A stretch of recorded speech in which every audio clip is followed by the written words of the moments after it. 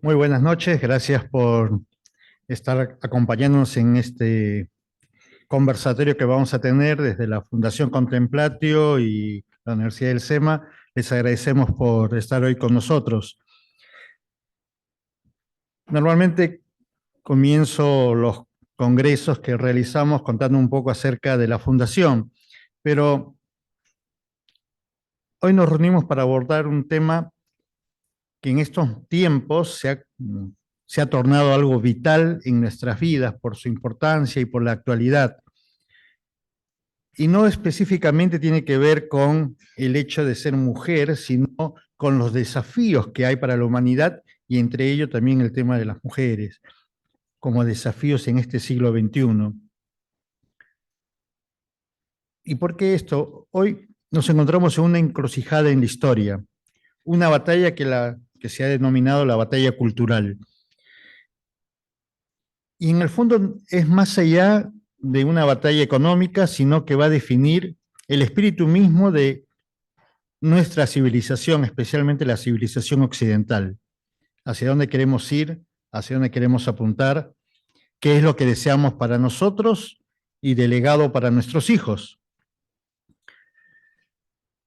Como fundación buscamos defender la libertad individual como un pilar fundamental de una sociedad que busca ser o debería buscar ser próspera y justa. En el corazón de nuestra filosofía yace la praxeología, que es el estudio de la acción humana que sostiene que todos los fenómenos sociales y económicos emergen de las elecciones y acciones de los individuos. Esto, en otras palabras, es que debemos ser conscientes de que debemos ser responsables de nuestros actos. La libertad sin responsabilidad deja de ser libertad. Hoy con nosotros, hoy nos acompañan entre nosotros la empresaria y directora ejecutiva de Lácteos Vidal, la doctora Alejandra Bada Vázquez. Gracias por venir, Alejandra.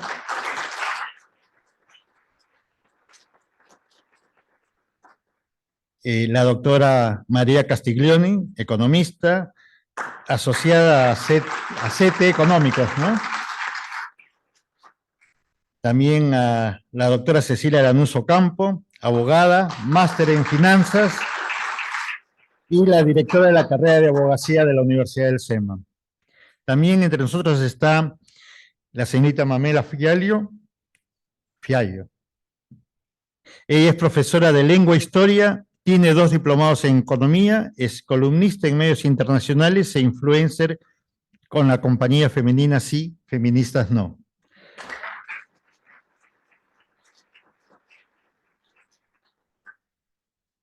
Y también tenemos entre nosotros, se me fue tu nombre, perdóname, sí, Marcela Ceballos, que es una investigadora en educación, actualmente trabaja en la Universidad Católica y en la Universidad de Quilmes.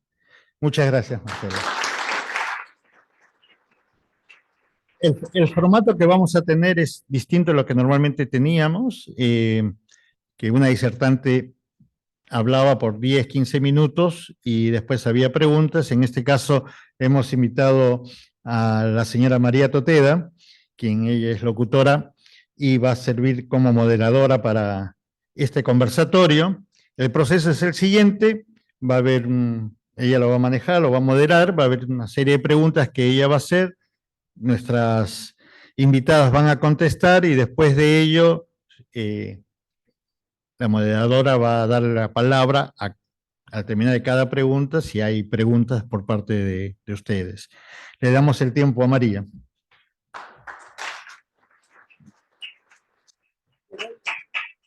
¿Me escucha? ¿No necesito micrófono? Sí, para la grabación. Ah, bueno. Pero está apagado. ¿Ahora sí? No. ¿Ahora no? Bueno. Bienvenidos igual.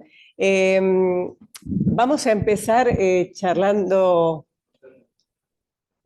con el rol de la mujer en un mundo nuevo. ¿Cuál es el rol de la mujer en un mundo nuevo, en un nuevo mundo? Y para esto tenemos la posibilidad de estar con mujeres empresarias que estudiaron distintas carreras y ustedes saben que cada uno de los seres humanos puede elegir qué tipo de vida quiere. El tema es que sepa que lo puede hacer. Entonces, con esta premisa me gustaría que comencemos preguntándole a la empresaria Alejandra cómo eligió su carrera, cómo se ha podido desarrollar. En realidad, después cada una va a poder hablar sobre el tema también, si el ser mujer les presentó algún problema en especial o no, pero especialmente este tema, ¿no? La elección de las distintas profesiones que cada una de ustedes tuvieron, los desafíos y cómo las pudieron llevar a cabo, y también esta posibilidad de haberla podido elegir. Pero en el caso especial de Alejandra, también como empresaria y con un desafío interesante que ya todos conocemos a través de los medios por su empresa. Bueno, hola, ¿qué tal? Buenas tardes, gracias por la invitación. Bueno, algunos saben los últimos problemas que he tenido.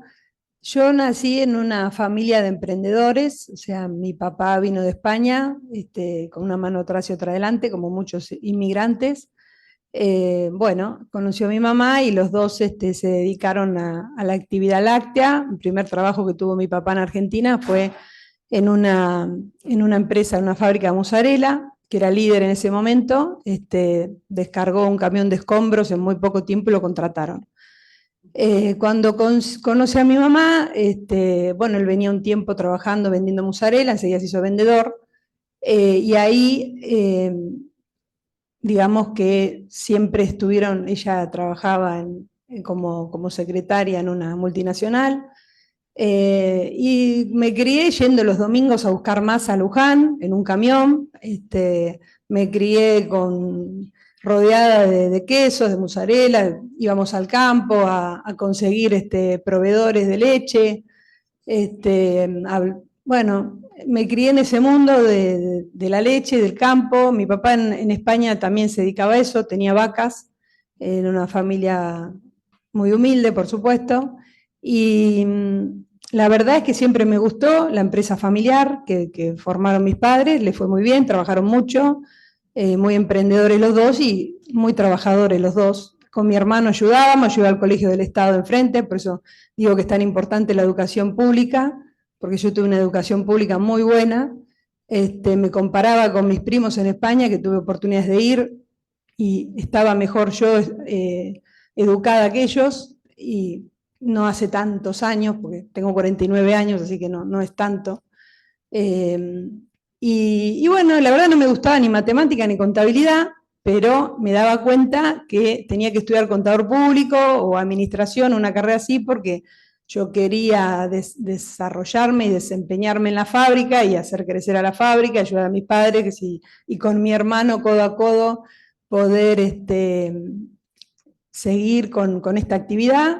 Y bueno, por eso me embarqué en estudiar contador público. Después la carrera me dio muchas satisfacciones, también busqué a contador más que administración, que era un poco más fácil, me parecía más fácil, pero digo, no, contador, si algún día tengo que salir a buscar trabajo, pensaba yo que me iba a venir mejor, porque podía también la actividad de flexibilidad de trabajar, una por ahí es mamá y el contador, las contadoras desde la casa se pueden también trabajar. Y bueno, pensé todas esas cosas y a pesar de que me gusta el arte, me gusta cantar, me gusta bailar y un montón de cosas, de actividades artísticas que desarrollo en mi vida, me esforcé mucho y bueno, y estudié contador público.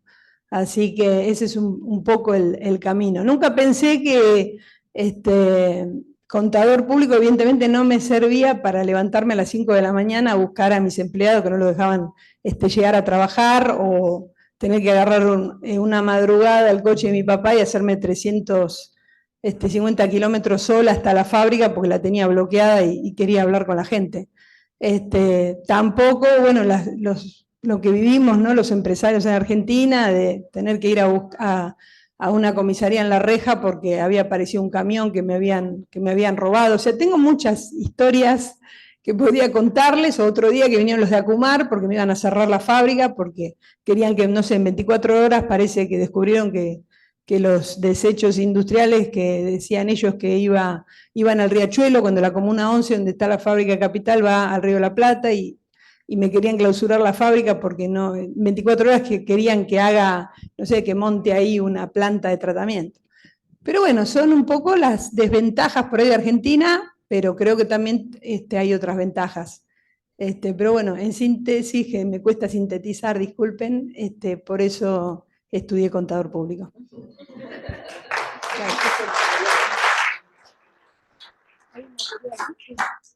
Hay un video que se viralizó de mis andanzas a la madrugada para intentar que no me funda Tilra, y tratar de ayudar a mis empleados para que se respete su libertad de trabajo.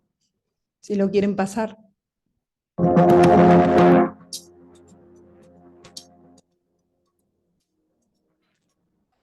El barrio de Villa Devoto.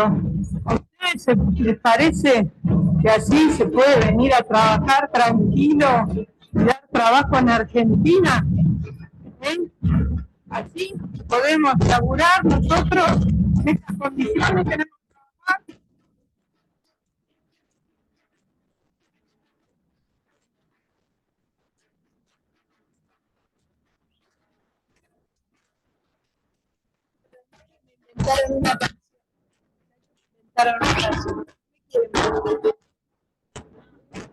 Parece que alguien va a venir a comprar acá, que va a poder venir a comprar acá. ¿Qué se pudrió? ¿Qué se pudrió? No me palmes, que sos mujer. Me pegaste, ¿no? Me pegaste. A ver.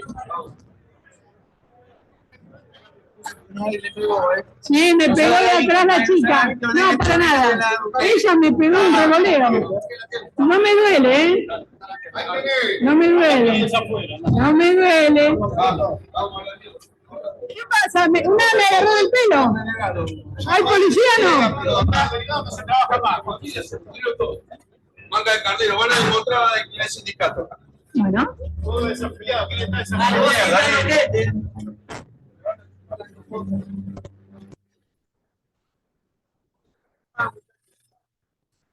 No cargan más. Ajá.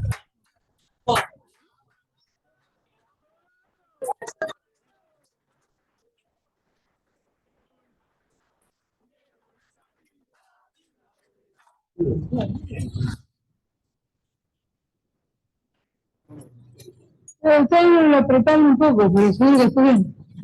Vamos. No le tengo miedo. Así apretan a la gente a las inmediaciones de la fábrica para que no quieran ir a trabajar. Así, toques. Quiero hablar con vos, no te estoy. No lo toques. Quiero hablar con vos. Quiero hablar con vos. Quiero hablar con vos. Quiero hablar con vos. Se sienta mal. Quiero hablar con vos. No sé. Porque ella me está hostigando acá. No, yo sé. Ella está hostigando acá. No está bueno.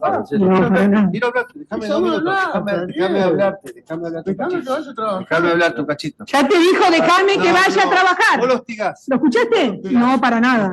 Para nada. Yo estoy acá. Para que no lo jodan, flaco, lo vengo a ayudar. Porque lo andan persiguiendo por todos lados. ¿Algunos tienen reclamo? ¿Algunos tienen reclamo? Ninguno de estos muchachos. Sí, sí que tienen. Ninguno. Yo quiero hablarte, Déjame hablar. Sácamela. No, ¿sacame a quién? ¿Sacame a quién? Vos. ¿Sacame a quién? ¿Por qué? ¿Sacame a quién? ¿Por qué me vas a hacer? ¿Sacame a quién? No me filmes. Yo firmo quien quiero y como quiero. Firmo a quien quiero y como quiero. ¡Policía! ¡Policía! Ahora me río, la verdad que la pasé bastante mal.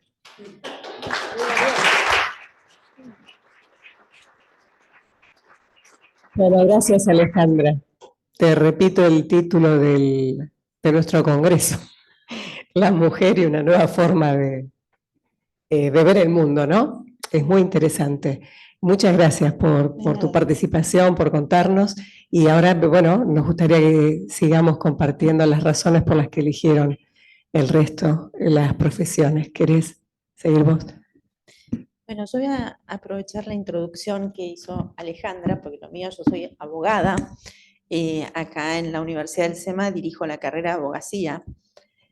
¿Y por qué elegí abogacía? Elegí abogacía porque quería la verdad, la justicia, evitar los litigios o que los litigios se puedan solucionar con acceso a la justicia, porque esto que vemos es porque la justicia no funciona, lamentablemente, lamentablemente.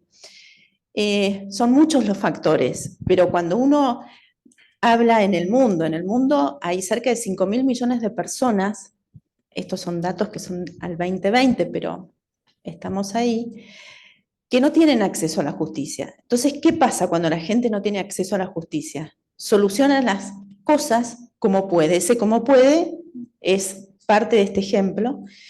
Y bueno, no me quiero ir de tema, pero sí decir que, a ver, ¿por qué elegí? Por eso, porque quería la verdad, la solución de los temas. Bueno, hoy tengo, yo digo, el honor y el gran placer de dirigir la carrera de abogacía acá en la Universidad del SEMA. ¿Por qué? Porque la vida me trajo hacia este lugar, ¿no? Yo al principio, bueno, estudié, me recibí de abogada en la UBA, hice una maestría en la Universidad Austral, Derecho Empresario, ahí en el interín trabajé en el Banco Central, estuve 16 años en la parte de dictámenes y en otras áreas, superintendencia. Bueno, en una de las tantas crisis, 1995, tenía que saber algo de finanzas y esas cosas, entonces me entero que acá en la Universidad del SEMA había una maestría en finanzas, estudié mi maestría, después hice el doctorado en finanzas, y la verdad que me enamoré mucho de esta universidad, ¿no? Entonces ahí daba clases, etc.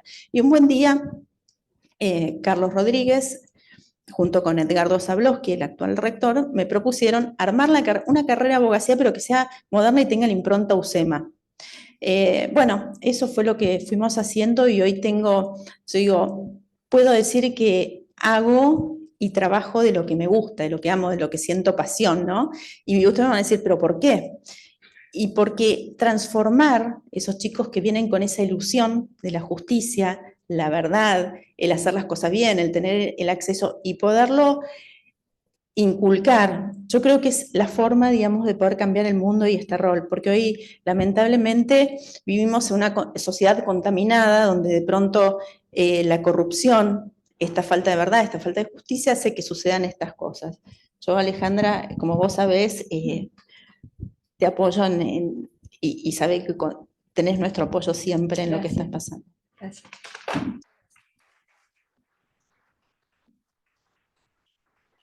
Gracias, Cecilia.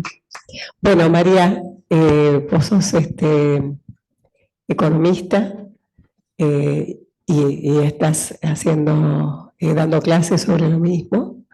¿Querés explicarnos también? Dale, buenísimo. Bueno, muchas gracias, gracias por la invitación. Gracias, Jorge. Bueno, primero, yo tengo 51 años y mis 2 últimos años del secundario transcurrieron en la hiperinflación, con lo cual eso nos marcó a fuego. Y vengo de una familia donde en realidad en mi casa, en mi familia materna, todos los miércoles se juntaban a comer y yo desde muy chiquita me quedaba en la mesa de los grandes escuchando las charlas de actualidad. Era rara, me gustaba el fútbol y la política, algo raro en mi época, ahora las mujeres juegan al fútbol más que ellas y los varones, y participan en política, en aquella época no era tan normal, así que tenía esos gustos particulares, y encima independiente, que en esa época era glorioso y durante muchos años lo bajé de mi vida, lo anulé, pero bueno, me encanta. De hecho, tenía compañeros en la facultad que eran de Independiente y me llevaban a la cancha, así que en esas épocas después no volví más. Así que bueno, desde esa época la verdad que siempre me interesó la actualidad del país, escuchaba Tiempo Nuevo, Álvaro Alzogaray, mi familia eran liberales, y bueno, yo lo escuchaba y veía su pizarrón, y desde esa época me interesó mucho la economía, pero me gustaba todo. La verdad que cuando estaba terminando el colegio me costó muchísimo qué estudiar, porque me gustaba casi todo, menos la parte de medicina y biología. pero también empecé a participar en los 2 últimos años en un centro cívico de la UCD, que después me enteré que era más latón, pero nunca había tenido participación porque era chica, yo era alumna de colegio, así que íbamos a dar charlas, a escuchar, a participar. O sea que siempre me interesó mucho el país y obviamente ligado a la economía, pero en general, ¿no? Una de mis carreras era ciencias políticas, así que estaba en duda, y finalmente me decidí por la economía. De hecho, siempre cuento una pequeña anécdota que a mis alumnos les divierte, que es, vendíamos tortas para el viaje de egresados, pero como muchas no querían, dijimos, bueno, la que quiere se vende, y yo quería, porque necesitaba además pagarme el viaje, y vendía tortas todos los días. Tenía una productividad infernal para hacer las tortas y las hacía altas y ricas, pero lo que hacía era fiar pedazos de torta. No fiaba en pesos, o sea, en aquella moneda, creo que era el Austral en aquel momento, fiaba pedazos de torta. Y las chicas no lo podían entender. ¿Cómo? Yo te debía, no, vos me debes un pedazo de torta lo que vale hoy. Bueno, ya tenía mi cabeza económica desde muy chica. Y hay chicas que todavía me deben, y de hecho mi ex colegio sigo yendo a dar clases de orientación vocacional, y muchas cuando era alumna decía, vos todavía me debes un pedazo de torta. Así que, bueno, y ahí empecé a estudiar economía, en aquel momento había menos universidades para elegir, bueno, empecé en la UCA, y la verdad que nunca me fui de la UCA en realidad.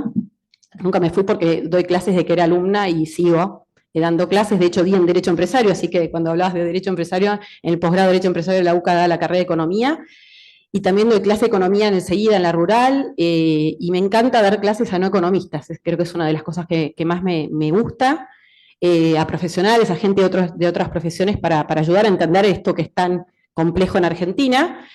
Y bueno, la carrera cada vez me gustó más, o sea, me fui enganchando desde el primer momento, y me dediqué mucho a eso, y casi todo, después de varias vueltas de trabajo, me empecé a trabajar en una consultora, la de Orlando Ferreres, y después al tiempo, ya casada y con un hijo, quería algo más flexible, quería un cambio, y con uno de mi actual socio, Camilo Tiscorni, después se sumó mi hermano, fundamos IT Asesores, era bastante chica para arrancar. Pero bueno, me había fogueado porque en aquel momento, cuando era más chica, me mandaba a la tele, estuve con Mauro Viale, era muy chica, y iba con Rosario Lufrano, a la cual tenía pánico en aquel momento porque sabía que era más tomar, y no la dejaba hablar.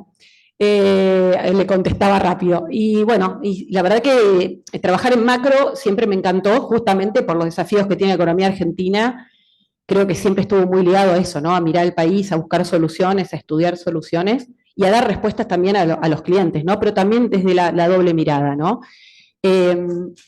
Así que cuando busqué y fundamos la consultora, lo que para mí fue algo muy valioso fue la flexibilidad, que hoy es mucho más común, pero en aquel momento, y no hace tanto, el mundo cambió muy rápido, ¿no? El tener la independencia, la flexibilidad de horarios, el poder, después tuve 3 hijos más, tengo 4, y poder trabajar desde mi casa, en aquel momento con un microfonito, pero desde el momento cero, poder combinar las dos cosas fue algo que a mí me gustó y que yo elegí, ¿no? Y tal vez en algunos momentos tratar de trabajar un poquito menos, aunque cuesta, pero poder irme echándolo, concentrarme con todo saltando en mi casa, y es algo que ya tengo una gimnasia que la cuarentena me pareció, la pandemia, mi hija más chiquita hizo primer grado con Zoom y yo estaba inalterada, porque la verdad que estaba con mucha experiencia. Así que bueno, lo elegí por eso, y estoy muy contenta, y creo que una pregunta que vos hiciste de ser mujer, al principio era raro, éramos pocas las que estudiamos economía, por administración habían más mujeres, y a veces habían ciertas desconfianzas, sobre todo en el área de finanzas, y es cierto que al principio había un poco, a ver, yo era la secretaria, la deducción era vos sos la secretaria, no, soy socia.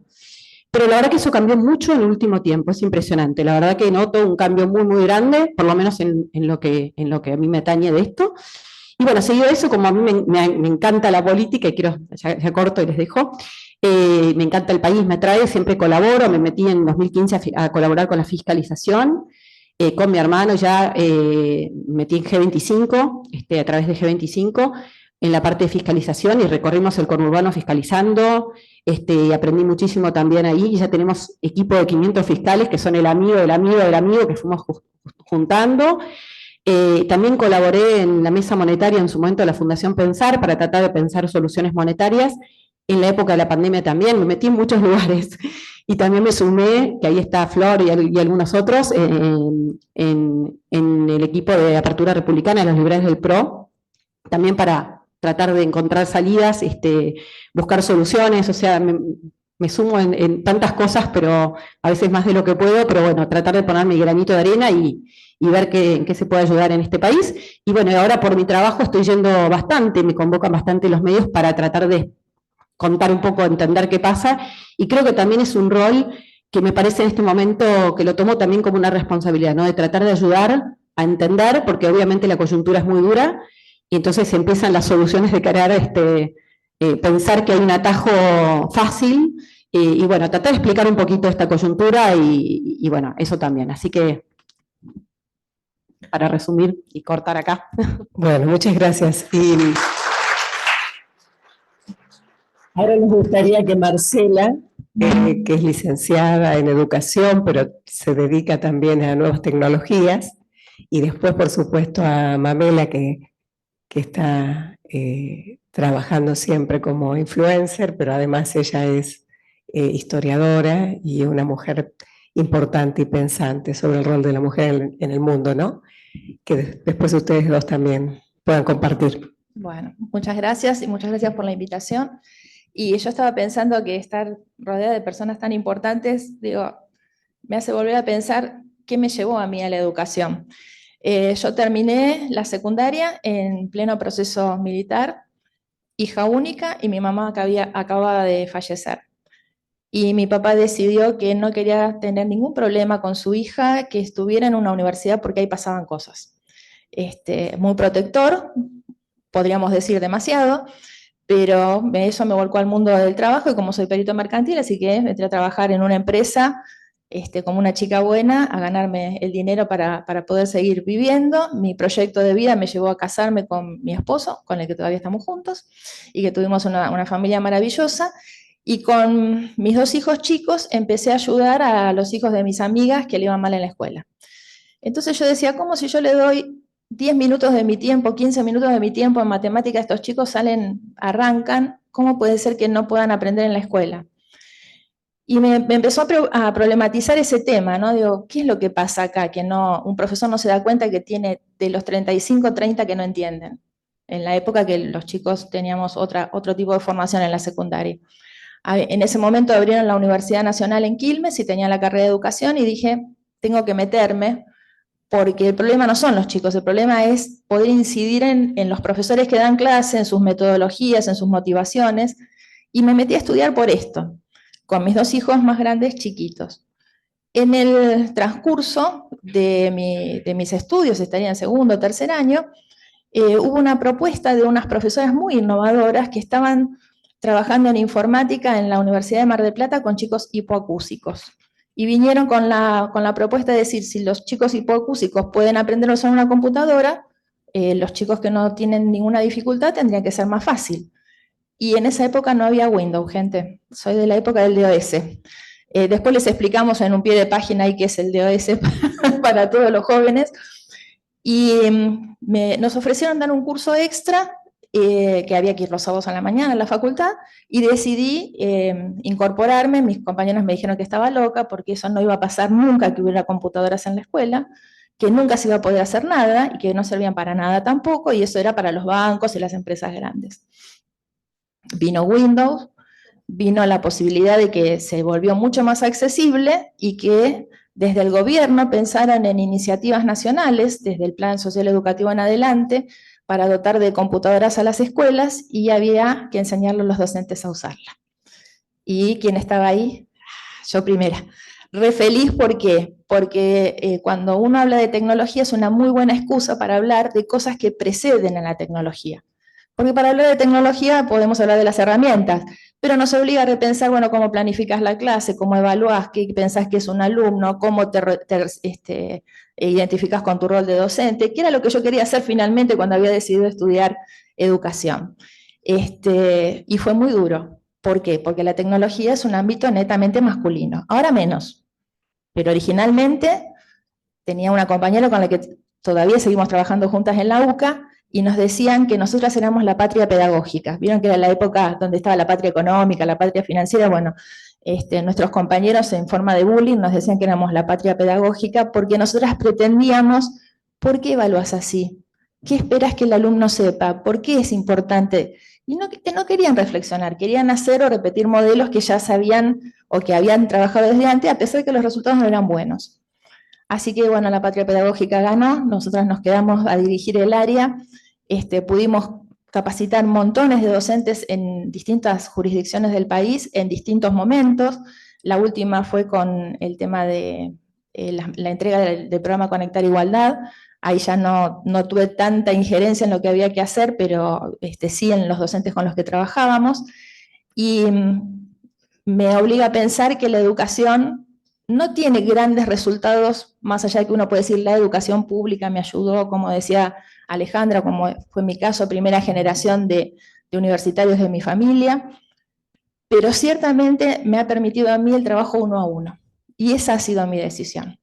Tener presente a cada alumno que tengo delante, conocerlos por su nombre, acercarme a ellos, ver en qué los puedo ayudar. Ya a esta edad me miran y se sonríen, porque yo tengo hijas, tengo mi hija que está acá, que también está cursando en la universidad, y los chicos que tengo como estudiantes son ingresantes, así que podrían perfectamente ser mis hijos, pero la relación uno a uno que uno establece con ellos, y la forma en que puede empoderarlos, para que puedan salir adelante, ¿no? Yo doy clases en la universidad pública y se complica porque hay chicos que tienen que dejar, porque pierden su trabajo, porque antes tenían una pequeña beca que les cubría los gastos y ahora ya no la tienen más, o lo que fuere. Y ese tipo de decisión me parece que es el que todavía hace la diferencia. Si no la hace a nivel nacional, sí la hace para aquellos a quien nosotros tocamos. Y me parece que todavía eso vale la pena. En la UCA estoy trabajando en el área de innovación con esta amiga que éramos la Patria Pedagógica, y también seguimos trabajando con los docentes. Ahora estamos trabajando con inteligencia artificial y con las dificultades que esto ocasiona, como cada vez que aparece una tecnología nueva que nos da como un poquito de miedito, de decir, bueno, y me van a pasar de largo, y cuál va a ser mi rol y cómo me resignifico. Bueno, esas son las decisiones que he tomado, y comparto con lo que decían, que es hermoso poder trabajar de lo que a uno le gusta, porque deja de ser un trabajo para ser una pasión que se desarrolla todos los días.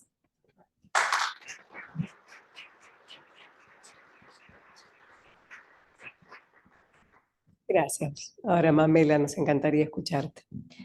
Buenas noches con todos. Un honor estar junto a ustedes, la verdad, muy emocionante. Bueno, como escuchan, hablo diferente. Entonces no soy de aquí, ni soy de allá. No, mentira. Aunque tuve el honor, no sé si ustedes supieron, pero hace un par de años hubo una lista negra que fue bien financiada por organismos internacionales para destacar a varios referentes intelectuales argentinos, y tuve el honor de estar como residente. Yo me formé en la Argentina, soy muy agradecida e intento dejar un poco de fruto de lo mucho que recibí. Dato curioso que nunca he dicho en vivo, yo quería ser astronauta. Entonces estudié físico-matemático, me especialicé en el colegio y estudié francés porque iba a haber un convenio con la Universidad Pública en Ecuador, mi patria natal. Entonces aprendí francés para ser astronauta, un mélange, como dirían acá. Pero finalmente yo me crié en Estados Unidos, entonces hablé el inglés primero. Van a salir mareados, esta chica, ¿de dónde es? ¿Dónde vivió? Bueno, cuando fui a Kuala Lumpur, no mentira. Entonces, básicamente, como tenía tan incorporado ambas lenguas, me di cuenta que tenía una facilidad natural por las lenguas, y me puse a buscar dónde estudiar traductorado, y todo me salía Argentina, Argentina, Argentina, Argentina, y así terminé. ¿Adivinen dónde? Entonces, hice la universidad acá, les cuento lo más rápido que pueda. Me convencieron que no estudié traductorado, sino profesorado, porque por primera vez iba a abrir el profesorado como carrera universitaria, hasta ese momento era terciario. Me convencieron. Resulta que pasa en las públicas, pero también pasa en las privadas, que los chicos dejan la carrera porque tienen que trabajar. Me pasó, no a mí, sino a todos mis compañeros, y cursé sola. Y fui perseverante y soy la única persona con mi título. Entonces, me gradué como profesora universitaria de lengua. Viví mucho tiempo acá, fui muy feliz, pero finalmente volví a Ecuador. Y un PhD en historia, graduado en Notre Dame, o sea, una eminencia. Fuimos juntos a una conferencia, y la noche anterior hubo alcohol de por medio y perdió el vuelo. Y me dice, Mamelita, cúbreme. ¿Y cómo yo cubriría un PhD en historia? Y era una charla sobre la conquista de América. Y dije, ¿de qué puedo hablar yo que pueda estar a la par o que no pueda saber una eminencia de esa índole? Y dije, sobre las mujeres en la conquista de América. De eso nadie habla y es un tema muy poco conocido y aquí hay un Ocampo, ¿no? Bueno, aquí les doy un pequeño chispazo de lo que es una clase. Y es muy poco conocido a pesar que fue la primera expedicionaria rioplatense, Mencía Calderón de Ocampo, recibió el título de adelantada. La primera expedición fluvial de América empezó en el Río de la Plata y fue hasta Asunción. Eran 50 mujeres en un barco con vestidos largos. Entonces, mi campaña de femenina sí, feminista no, justamente es desde la historia y desde la lengua, desmontar grandes mitos y sobre todo, y perdón por el término, pero a mí me gusta desmontar el relato del empoderamiento y abrazar el discurso de que en verdad somos poderosos.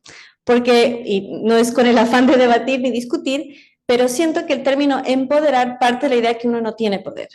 Y yo desde la lengua intento abrazar e impulsar la idea que venimos de un legado de mujeres poderosas, de hombres por supuesto también, pero un poquito quebrar este relato victimista y apuntar a algo propositivo. Y por eso parte del sí y refuta el no. Entonces, bueno, no supe que había cómo poner en pantalla, sino les salían bien motivados, porque a mí incluso me han flagelado públicamente. Y quería poner el tweet, pero me dijeron que era tarde. Así que puedo apelar a su imaginación, pero eso es muy importante porque el 12 de octubre, que ha sido una fecha muy polémica, más aquí varios de ustedes que son segunda generación migrantes, saben que el Estatua de Colón se levantó con presupuesto de los migrantes italianos. ¿Y quién dio la orden? Nada menos que Hugo Chávez. ¿Por qué? Porque fue toda una campaña para desmontar nuestro legado, nuestra historia. Y ahí justamente lo que pasó en mi ciudad natal, quisieron derribar la estatua de la reina Isabel la Católica y tuve que decir sobre mi cadáver y me flagelaron con ortiga, con esta planta espinosa. Sí, entonces, pero gracias a eso tuve cierta notoriedad y ya lo pueden ver en la pantalla grande, voy a salir en una película. Salió el viernes en Madrid y fue el rey de España, se llama Hispanoamérica, no se lo pierdan.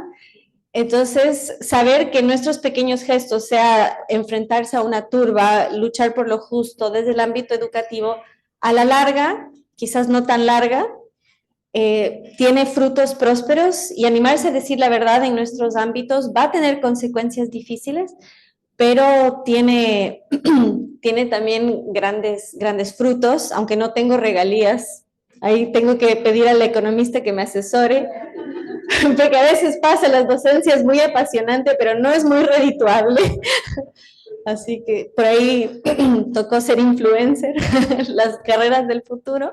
Así que bueno, en todos los espacios donde estoy intento contagiar de ese espíritu y permítame destacar un acto muy sencillo que ustedes quizás no vieron, pero ahí justamente está el toque femenino. Primero en lo que nos contaron cómo compatibilizaron el ser madres con ser profesionales, algo que muchos nos quieren hacer creer que hay que sacrificar, y algo muy importante. Yo estoy un poco lejos del agua, podrán observar, y pensaba, ¿cómo hago sutilmente para servirme un vaso de agua? Pero aquí vemos, así obra la actitud maternal que tenemos intrínsecamente las mujeres, que fue sutilmente servir a todas. Y esto aplicado al ámbito empresarial, ¿cómo se ve? Los hombres tienen la mentalidad de problema-solución, tienden a ser objetivos. Las mujeres tendemos a ser subjetivas, que es que atención al cliente. Los hombres son eficientes en resultados, las mujeres en procesos. Y en algo tan sencillo como eso se ve el toque femenino. Entonces esa complementariedad se ve en el hogar, se ve a lo largo de la historia, se ve en lo profesional y se ve en lo más pequeño lo grande que somos y podemos ser. Gracias.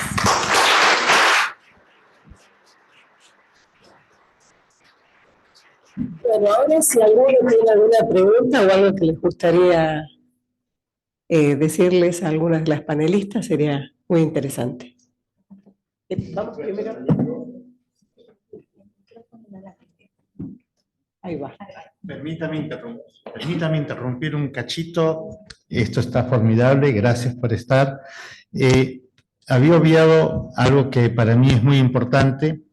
Entre las cosas que nosotros hacemos en la Fundación, siempre somos agradecidos con aquellas personas que nos apoyan de una manera o de otra, entre ellas, por ejemplo, la de asistir, y hoy tenemos entre nosotros al senador Pagotto, y quiero agradecerle que pudo estar con nosotros.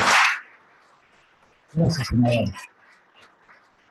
También nos acompaña el doctor Enrique, que está en otro lugar, ha venido específicamente a acompañarnos el día de hoy. Gracias, doctor. Ahora, María, te dejo todo el tiempo. Bueno, ahora no sé si ponemos micrófono, si llegamos. Si no, yo lo dirijo de acá. Podemos sacar esto y... Senador, le voy a dar el... Sobre todo, la cantidad de rama femenina que tengo en mi familia.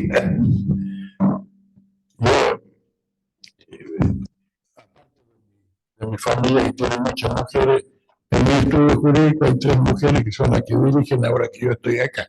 Es más, me dirigen por teléfono. Y hay cosas que me llaman la atención. Cuando sale el video de la turba, me hago una pregunta que se hacía Jean Lartegui. Jean Lartegui es uno de los pocos que escribió sobre la guerrilla de Vietnam. Escribió un libro que se llama Los Pretorianos, ¿no? Y tiene una frase que dice: ¿quién custodia ipso custodia? ¿Quién custodia nuestros custodios? Y es la pregunta que yo me hago cada vez que pasa algo así y los fiscales están mirando el cielo. Porque el dueño de la acción penal es el fiscal, que se ha convertido en un órgano extra poder y que no le rinde cuenta a nadie. Por eso es importante agregar el tema del público fiscal. A pesar de que hay algunos imbéciles, y me hago cargo de lo que digo, que dicen que el proceso se simplifica en Ministerio Público Fiscal, Ministerio Público de la Defensa y juez. Es decir, marxismo, estalinismo puro. Es decir, yo te acuso, yo te defiendo y yo te condeno. A esto nos han venido sometiendo hasta acá, más allá de lo que pensemos cada uno.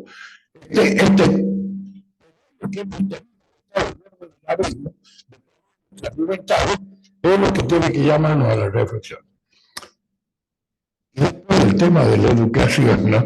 El tema de la educación es que los únicos fabricantes de médicos, abogados, ingenieros, generales, políticos, todo, son las maestras. Antes era un honor ser maestro. El maestro es alguien respetado en la comunidad y se ha convertido, por arte de Mario Burloque y debo decirlo, que por ahí hay algunos que no gustan del Foro de Sao Paulo, se han transformado en el blanco de todas las críticas. Yo he sido un gran alumno en conocimiento y un pésimo alumno en conducta. Tengo que reconocerlo.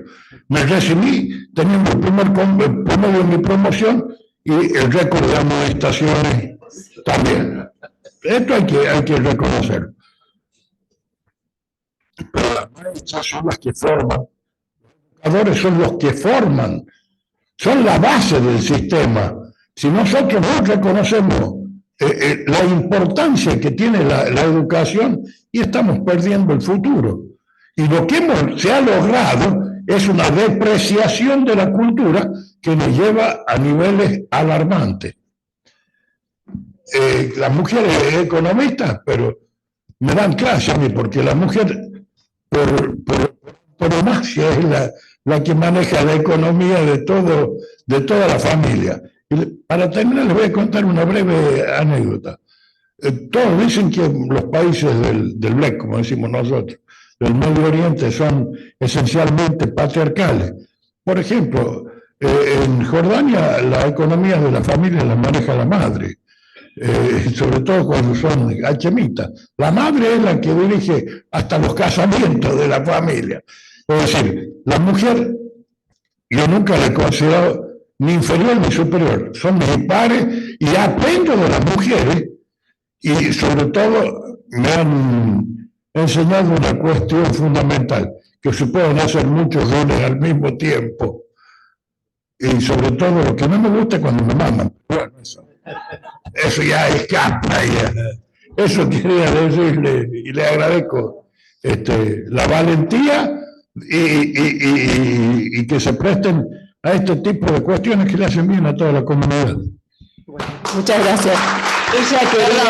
Perdón, ¿puedo contestarle algo? Sí, y después le pasamos el micrófono a la señora que ella había levantado la mano.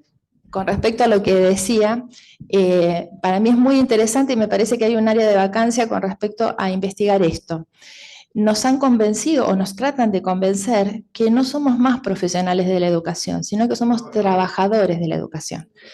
Entonces, yo siempre cuando me vienen, sobre todo cuando la gente del sindicato intenta entrar a las aulas a convencernos o a bajar líneas a nuestros estudiantes, yo lo que les digo es esto: cuando uno forma un profesional, uno le da a ese profesional una caja de herramientas y el título que lo habilita para decir vas a usar la herramienta necesaria en el caso que se te presente. Les pasa a los abogados, a los contadores, a cualquiera de los que están organizando o tiene un título, ¿no? Luego va a un médico y el médico, de todo lo que sabe, ve a ese paciente, pide determinados análisis, elige con qué medicación lo trata. Es un profesional. Cuando vos transformás a alguien en un trabajador, lo convertís en un obrero que necesita un capataz que le diga lo que tiene que hacer. Y pierde automáticamente la posibilidad de decidir qué es lo mejor para su trabajo, porque tiene que rendir cuenta para arriba.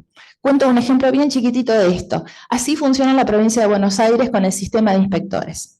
Tengo una amiga que es docente en una escuela primaria por vocación. Ella es además psicopedagoga, pero elige ser maestra. Y en un primer grado tiene 2 niños con ataques de pánico, que ya los tiene identificados, sus papás están en tratamiento, todo bien, pero bueno, los chicos tienen estos problemas. Por algún motivo que uno desconoce, supongo que por algún arreglo editorial, decidieron en la provincia de Buenos Aires que había que trabajar cuentos de terror con los niños para engancharlos, porque si no los chicos, porque a los chicos les gustan los cuentos de terror. No sé quién... Sí. Les gustan los cuentos de terror para niños porque hay que comprar el libro a la editorial. Bueno, hola, a ver de qué estamos hablando. Entonces ella, usando su caja de herramientas, dice: yo no voy a trabajar libros de terror porque tengo niños que no están en condiciones de asumirlo. Si quieren que trabajemos cuentos fantásticos, busco y trabajo con otras cosas. Ah, no, vino la inspectora y le hizo un acta, porque ella no estaba haciendo lo que habían bajado. Fíjense las palabras que usamos, ¿no? Alguien en algún lugar que no sabemos quién es, baja y yo lo único que hago es ejecutar.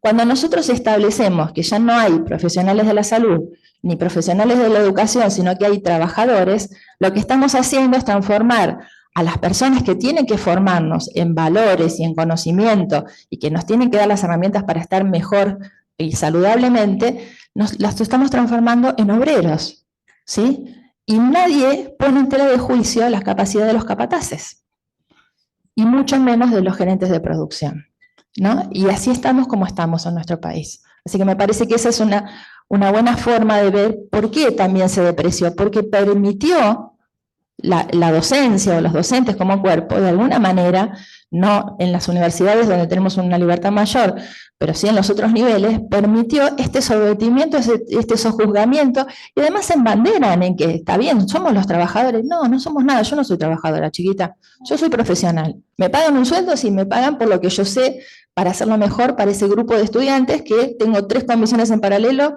y las 3 vamos por lugares distintos, porque tienen necesidades diferentes, ¿no? Y me parece que esto es importante, por esto que yo decía del uno a uno, o de devolverle la posibilidad al otro de que pueda desarrollar o desplegar su mayor potencial con el aporte que cada uno le hace desde sus contenidos. Muchas gracias. Vamos a hacer la pregunta de la señora, allá que nos preguntaban algo más el señor, y pasamos ahora a tocar otro tema. Nos están corriendo. Bueno, nada. Pero después preguntan en el otro bloque, no los vamos a dejar colgados. Bueno, primero agradecerle acá a Alejandro que nos permitió venir, nos pasó la invitación. Nosotros venimos de Lomas de Zamora, somos funcionarias, pero no solamente eso, sino que tenemos un grupo de mujeres, muchas profesionales y ama de casa, que realmente piensan distinto y vamos mucho en la línea de lo que escuchábamos a ustedes. Y la pregunta era, hay algo que en realidad no era una pregunta, sino por ahí algo para que pensemos, Y Marcela había dicho algo que ella, y también lo había dicho María, que había estudiado en la escuela pública, yo también tengo la edad de María, y la verdad que también celebro haber ido a una escuela pública, pero la escuela pública de hoy está muy alejada de la realidad. Y hay algo que Marcela contó que hablaba sobre la inteligencia artificial, ¿no? Ya pensar en la inteligencia artificial cuando en el 2020 ni lo nombrábamos, y estamos acá, Bauman lo dice, Zygmunt Bauman lo dice, esta educación líquida que tenemos, y digo, qué alejado que está nuestra escuela, las políticas educativas, qué alejados que están de la realidad de nuestros alumnos. Nosotros estamos totalmente alejados a la realidad que manejan nuestros alumnos. Creo que ahí deberíamos hacer mucho hincapié como sociedad, y mucho más después de, bueno, estos casi 20 años que venimos con esta decadencia en la educación. Así que nada, yo creo que el valor de las mujeres es muy grande, coincido con cada una de ustedes, desde su lugar y desde su rol, el trabajo que hacen, nosotras intentamos hacer lo mismo, pero bueno, somos pequeñas células que en algún momento deberíamos juntarnos como para poder hacer un gran cambio. Eso nada más. Gracias. Bueno, muchas gracias. Vamos a pasar ahora a reflexionar sobre algo que aconteció la semana pasada, que es justamente la derogación por parte de la Inspección General de Justicia de la resolución del 2020 sobre el cupo femenino en empresas privadas especialmente, y me gustaría si podemos conversar, especialmente Mamela, si nos puedes contar lo que opinas acerca de eso, específicamente del cupo femenino, aunque en algunos otros lugares continúa aún, ¿no? Buenas, y gracias por el honor de ser pionera en este tema.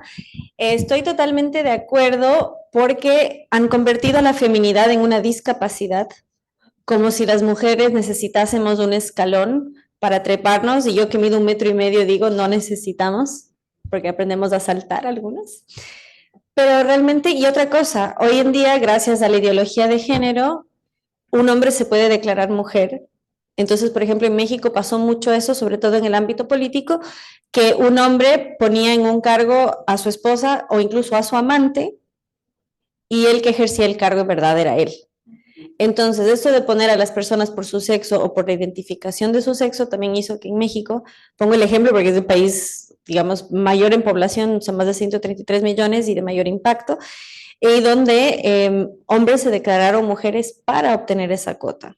Entonces, creo que es importante, y también niega la posibilidad de que en una empresa privada sea compuesto por mujeres, o sea, un emprendimiento por y para mujeres, o sea, y nuevamente quiebra la idea de una sociedad armónica donde las personas puedan coexistir de forma voluntaria, nuevamente viendo esta complementariedad que existe entre los dos, cómo podemos enriquecernos mutuamente. Así que yo estoy totalmente de acuerdo y creo que las argentinas son mucho más capaces. Perdón, sí. ¿Vos estás de acuerdo con la derogación? Con la derogación. Ah, ok. Perdón, yo no lo había... perdón si no quedó claro desde un inicio. No, claro. Estoy de acuerdo con porque el cupo establece que tiene que haber un porcentaje sí o sí de mujeres.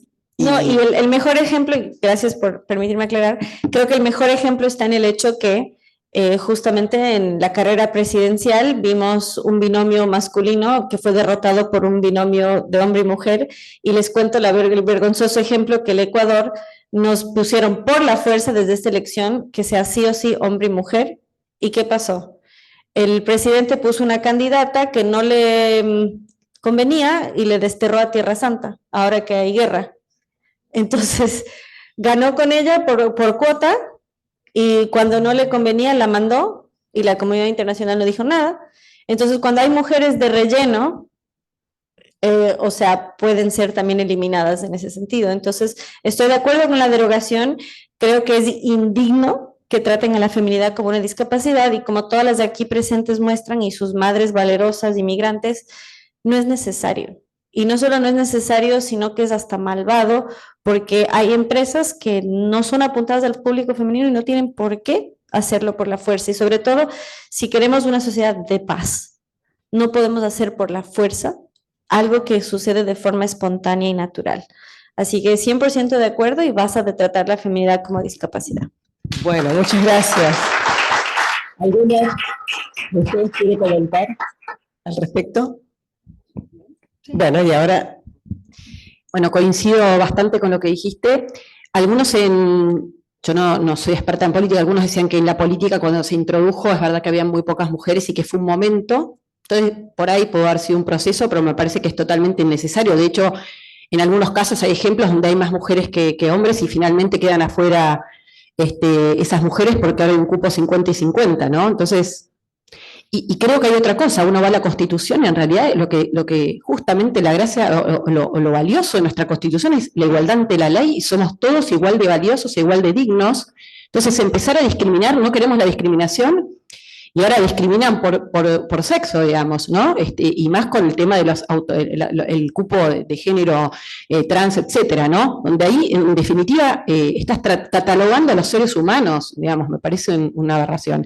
Tal vez, no sé si, eso no tengo no lo estudié suficiente, pero hay muchas opiniones de que por ahí a veces, para arrancar en un lugar donde cuesta a la mujer llegar, hay un proceso donde por ahí en el camino tenés que poner un cupo, pero luego para mí hay que sacarlo, no tiene ningún sentido. Y tengo un ejemplo de una ONG de mujeres que tiene que poner hombres en su estatuto y no tienen, o sea, están de relleno, están para firmar porque en definitiva no tiene nada que ver con su actividad, ¿no? Entonces llegamos a un extremo que se ha tergiversado mucho y coincido que eso es tratar a la mujer en inferioridad, lo mismo el Ministerio de la Mujer, que por suerte se sacó. Así que estoy totalmente alineada con vos en toda esa batalla cultural que es muy amplia, pero creo que hay un cambio grande y que los más chicos tienen esa mirada, o por lo menos incipiente, y creo que hay también una revolución de que nos dimos cuenta de que hay una mayoría silenciosa que piensa de esa manera, y que se quiso imponer por muchos años otra mirada, con una excusa empoderada de mujer, y creo que hicieron todo lo contrario. Entonces me parece que bueno, las mujeres no somos víctimas, para mí es lindísimo ser mujer, poder tener hijos, y creo que está buenísimo la idea de que compartamos las responsabilidades y que cada uno puede elegir. Si hay mujeres que quieren elegir tener hijos y no trabajar, mujeres que no tienen hijos y trabajan, que cada uno elija y que después adentro de una familia, la familia, el matrimonio decida, si quieren que la mujer trabaje, bueno, los dos compartamos, que creo que eso sí es un avance, los dos trabajamos, porque si no en un momento la mujer tenía los derechos de trabajar, pero se hacía cargo de todo, ¿no? Compartamos, que hay un proceso difícil, a veces en ese cambio en algunas generaciones, pero los más jóvenes las tienen.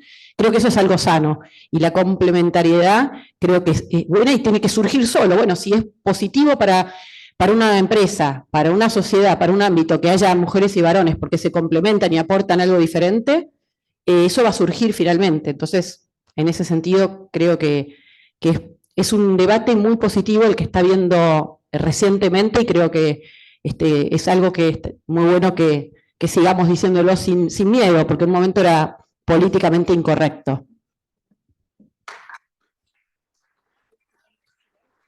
Bueno, yo, pienso lo mismo, pero además me parece que de alguna manera, cuando más nos quieren meter cosas para favorecernos, yo creo que nos terminan recontraperjudicando.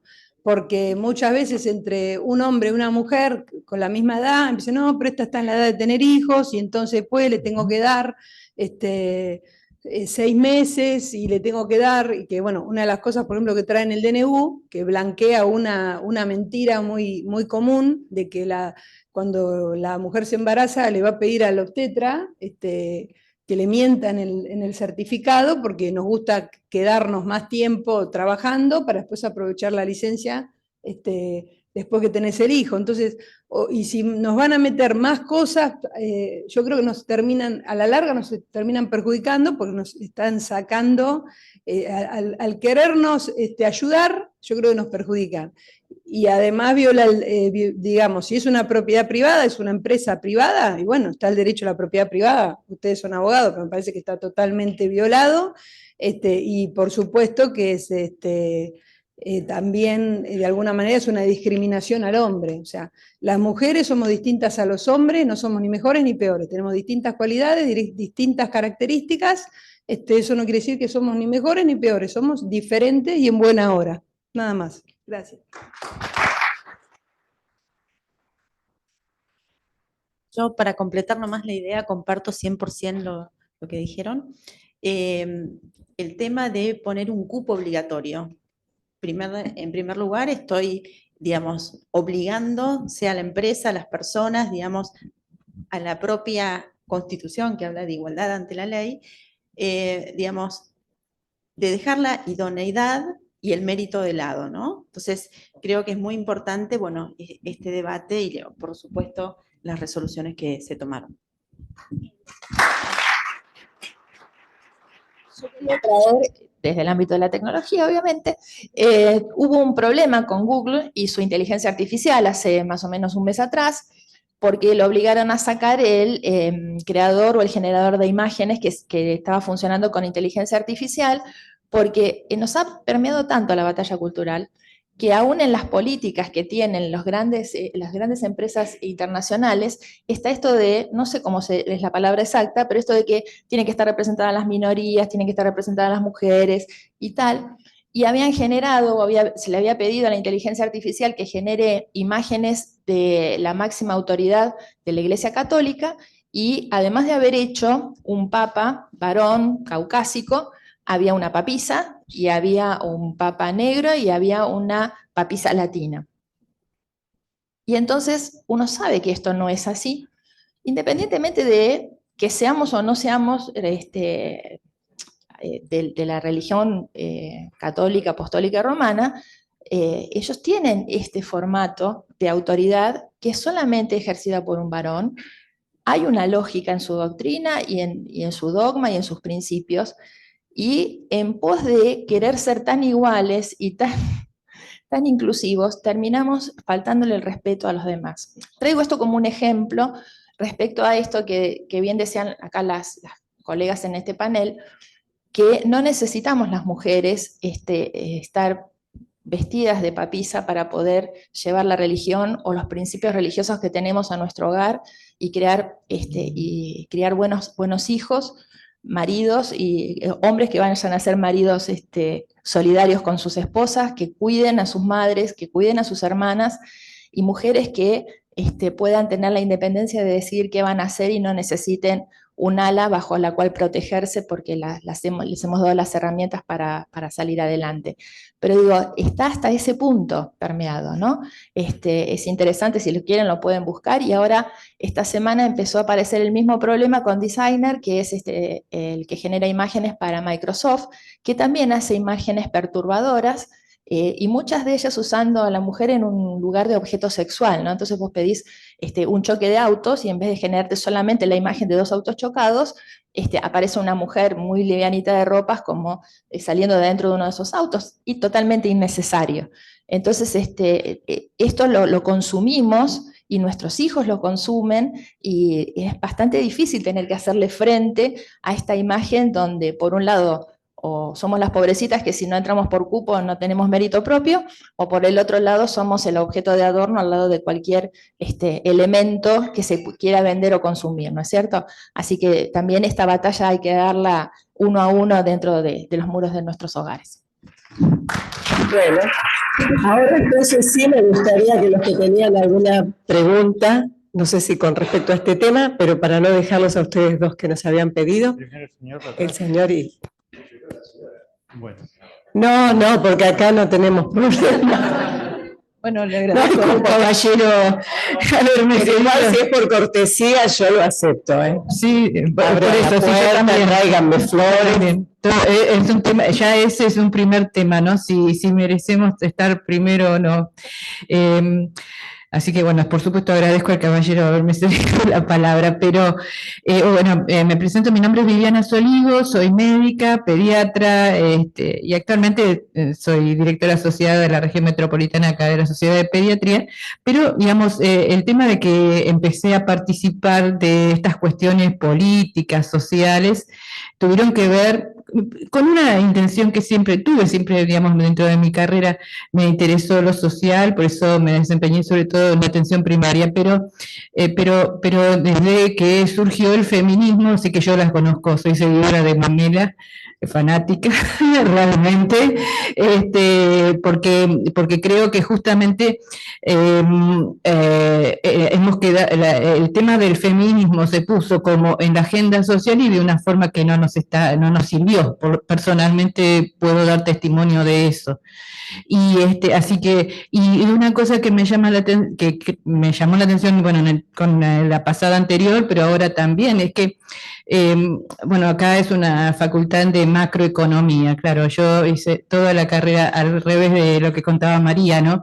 A mí me gustaba la biología y me gustaba lo social, no me gustaba para nada lo económico y qué sé yo, y resulta que me terminé dando cuenta que terminamos los médicos siendo, bueno, no sé, los ejecutores de políticas que toman dialécticamente, digamos, es decir, desde el punto de vista filosófico, como que la medicina tiene que ser el brazo ejecutor de políticas tales como el aborto por decisión estatal, digamos así, porque yo no sé, me cuesta decir que legal, y también incluso en este tema que estaban hablando de los cambios de sexo, es decir, a mí y a alguien que haya estudiado biología, hablar de que se va a cambiar el sexo es una cosa que no cabe en la cabeza.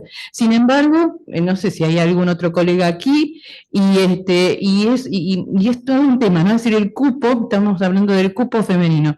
Claramente la medicina, a medida que fue una disciplina que fue teniendo menos relevancia social, se hizo más femenina, ¿no? Lo mismo que pasó con la educación por ahí. Y es un problema, es decir, yo el tema del lugar de la mujer, creo que justamente el feminismo dejó una cosa de simplismo y de imposición que es injusta para la humanidad, porque la humanidad somos varones y mujeres, y el tema de la complementariedad queda afuera. Y dentro de la medicina en particular, que por eso mi primera pregunta era un poco eso, ¿no? ¿Qué pasaba con la medicina, ¿no? en estas discusiones donde pues las mujeres, por lo menos las pediatras somos casi todas mujeres, y sin embargo, muchas veces el director del hospital es varón, ¿no? Es decir, es un tema que no sé cómo, porque sí se me hace con este tema de la economía, de la educación, es que lo que estoy segura, y que, bueno, yo estoy segura, pero por ahí se los planteo a ustedes, es que acá por lo menos hemos tenido una falla en la educación muy grave, por la cual los médicos carecemos, en su gran mayoría, quizás no los de la UCA posiblemente, pero la mayoría de formación en filosofía, como para poder enfocarse cuando viene un cambio dialéctico. En esto que estaban diciendo, yo pensé, nosotros ahora no decimos, es decir, no quieren poner que somos trabajadores de la salud, yo suelo decir que somos agentes sanitarios, cuando quiero, para englobar, porque está bien, no somos solo los médicos, hay muchas otras disciplinas, pero cómo nos llamamos, porque trabajadores estrictamente, así que bueno, les agradezco mucho, y mi pregunta es eso, digamos, ¿qué pasa con la salud, el rol de la mujer, y que queda la medicina desplazada, o las ciencias sanitarias desplazadas del enfoque social y a merced del avasallamiento de las políticas instaladas desde lo más alto de todas las instancias del poder?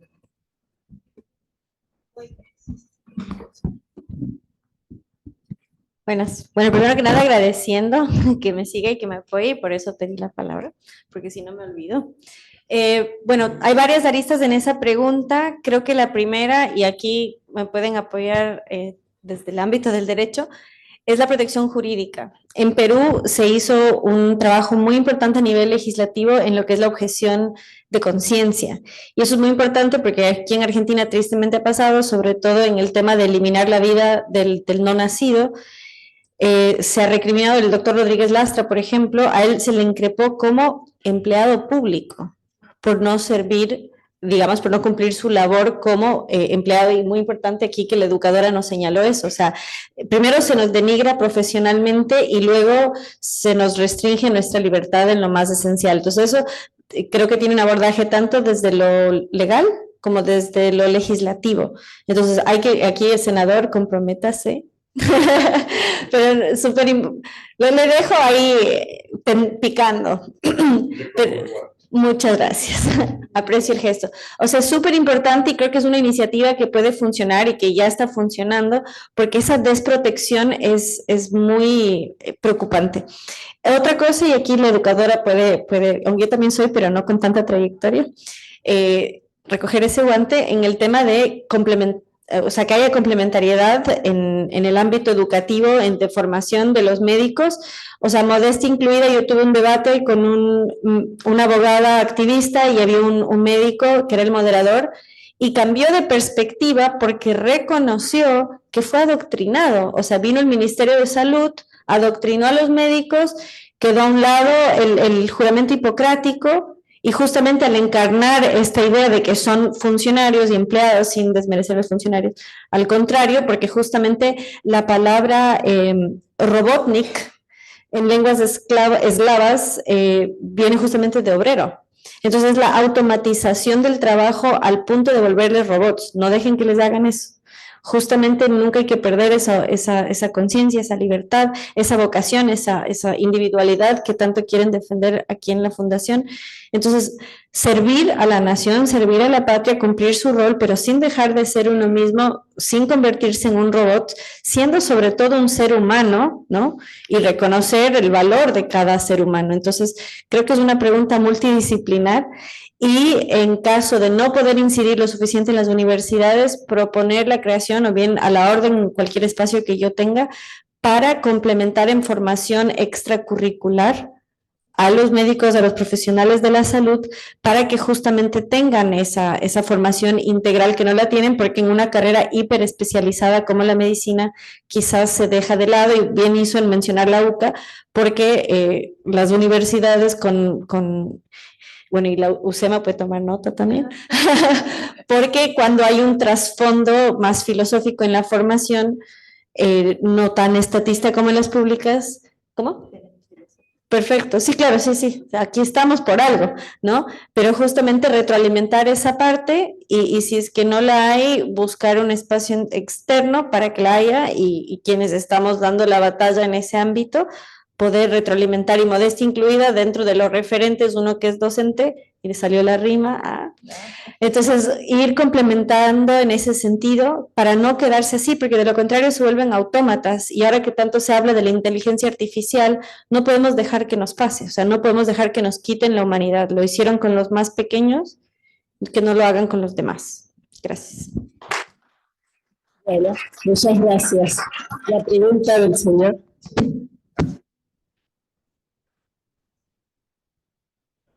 Gracias.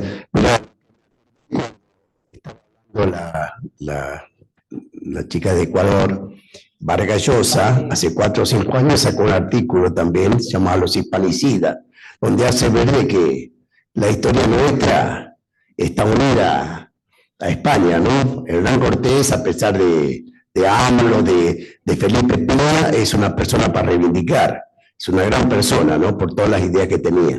Pero la pregunta que yo quiero hacer, no sé si me acordé ahora, mi hija es matemática y es buena, sabe, ¿no? Yo la vez pasada le dije, ¿vos qué pensás de lo que decía Mario Bunge, aquel hombre famoso, ¿no? Que falleció a los 100 años, hace poco, que decía, mirá, dice, la UBA, las carreras humanísticas, no tienen por qué, el gobierno no tiene que hacerse cargo, tiene que cerrarla, dice, porque la verdad que yo creo que tiene razón. Y mi hija me dijo, sí, dice, yo estoy de acuerdo, dice.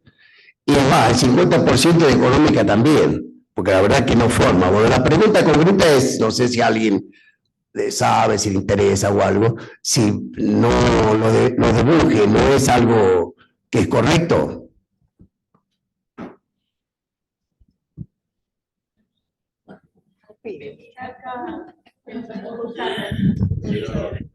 Reconozco, porque una de las cosas que he aprendido siendo docente y dedicándome a la tecnología, siempre el miedo es, ¿y si mi alumno me pregunta algo que no sé?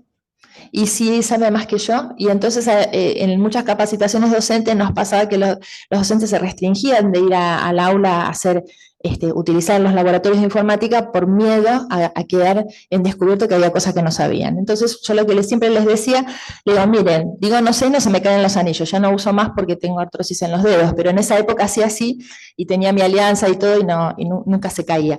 Así que yo lo primero que tengo que decirle con mucho respeto es que no he leído ese texto de Bunge y no sé exactamente en qué contexto lo decía. A mí me parece que si nosotros vamos a tener una mirada donde las personas estamos dándole, o como nosotros estamos contando, hemos tenido la oportunidad de elegir con decisiones propias y con motivaciones propias, pensar en algo tan autoritario como cerrar una carrera porque no sirve, me parece que no estamos dentro del ámbito de la libertad. No sé qué piensan ustedes. Quizás una de las cosas que se puede hacer, que siempre es problemático porque la Argentina tiene una mala lectura también de la reforma del 18 y del acceso libre y gratuito a la universidad, es verificar, como hacen muchos otros países mucho más avanzados y con niveles educativos muy altos, es qué habilidades o qué condiciones tienen los estudiantes para hacer determinadas carreras. Entonces se rinden un examen y por el puntaje se sabe, o por el tipo de estrategias utilizadas, se sabe si ese alumno puede ir a una carrera de sociales o una carrera científica, ¿no? Pero eso implicaría meterse en un lugar donde es muy difícil poner un pie, porque la corporación gremial de la educación impide cualquier movimiento, cualquier cosa que toque el estatuto docente, que toque esos 3 o 4 principios que se entienden casi como sagrados respecto a lo que debe y lo que no se debe hacer en educación pública. Piensen en este momento el debate por arancelar para los extranjeros o no, cuando tenemos la mitad de los ciclos superiores de las universidades públicas que estamos dando clase para alumnos extranjeros. Si yo los invitaría a que podíamos ir a la Universidad de Ingeniería de La Plata, las ingenierías especializadas como la forestal y tal, de los últimos 7 o 8 alumnos que terminan la carrera, la mitad son estudiantes extranjeros que a los padres les sale mucho más barato ponerlo en un departamento, tenerlos estudiando acá, se llevan un título que les sirve un montón y acá no quedó ni siquiera una hora de ayudantía de cátedra de ese estudiante. Entonces tenemos ya todo ese problema para pensar en algo que está, por sentido común estaríamos de acuerdo porque como argentinos nos pasa si vamos a estudiar afuera. Así que yo no me metería a pensar si deberíamos cerrar todas las ciencias sociales, porque también se necesitan cientistas sociales para poder entender parte de los fenómenos que nos suceden, ¿no es cierto? Me parece que eso habría que abordarlo quizás en un momento donde podamos hacer algunas otras cuentas y tener algunas otras datos de línea de base más serios y seguros que los que contamos ahora. Ahora a veces hay momentos, yo fui directora de estadística en el Ministerio de Educación de la Provincia de Buenos Aires, en la Dirección General de Escuelas. Les voy a contar algo, en la época de María Eugenia. Cuando preguntamos cuántos docentes había, ¿saben qué nos dijeron? Tenemos prohibido hacer estadística docente. Yo lo miré a mi subdirector y le digo, a ver, ¿dónde está? No, durante todo el gobierno anterior, que había sido del señor Scioli, estaba prohibido contar los docentes que había. Entonces teníamos estadística de estudiantes y estadística de escuelas, pero no teníamos estadística de docentes. Entonces, ¿con qué línea de base vamos a decir nosotros si por ahí ni siquiera sabemos cuántos estudiantes hay en el sistema educativo universitario, más allá de lo que tire el guaraní o el mapuche, no sé cuál es el sistema que nos da el número de alumnos? Porque esos números están muy falseados. Entonces, también hay que ver realmente cuántos estudiantes tiene cada universidad. No quisiera ahondar en una respuesta porque me parece que nos faltan datos para poder hablar seriamente. Quizás sería motivo de una discusión con datos en la mano de los estadistas y economistas como para ver cuánto nos sale también un alumno en la universidad. Porque ese es un costo que es un signo de pregunta y que nadie está dispuesto a blanquear, ¿no? Así que no puedo decir más que eso, perdón. Bueno, muchas gracias. Nosotros ya vamos cerrando, pero vamos a escuchar. Quiero hablar, ya que hablaron de varios de conocerlo hace más de 52 años. Y ya con esto estoy ya de uno de los últimos eruditos que tuvo la República de Córdoba, que era el doctor Ramón, traductor de la obra fundamental comunicación que se llama Televisión y Cultura de Masa, decía que a veces de preguntarse por arte de Viroque, ¿no? Después falleció. No creo que no es eso lo que quiso decir, sino que tiene un modo siempre presta para comenzar un café y al último no tenía la pregunta. Lo que yo siempre creo es que por encima de toda la ciencia y toda la filosofía, que es lo bueno de la ciencia. Yo sé de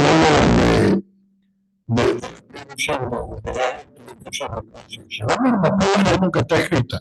El código penal no prohíbe matar, castiga al que mata, porque esto es una cuestión ética que está hablando de la sociedad.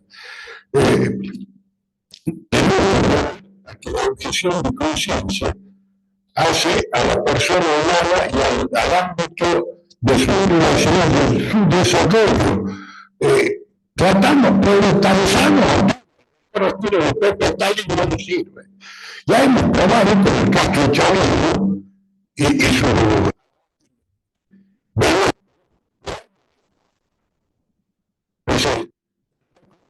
sus reglas. La política tiene sus reglas. Sería impensable concebir ciencia sin la epistemología. Sería imposible desarrollar actividades sin los conceptos ontológicos, de ver para qué queremos hacer una determinada cosa.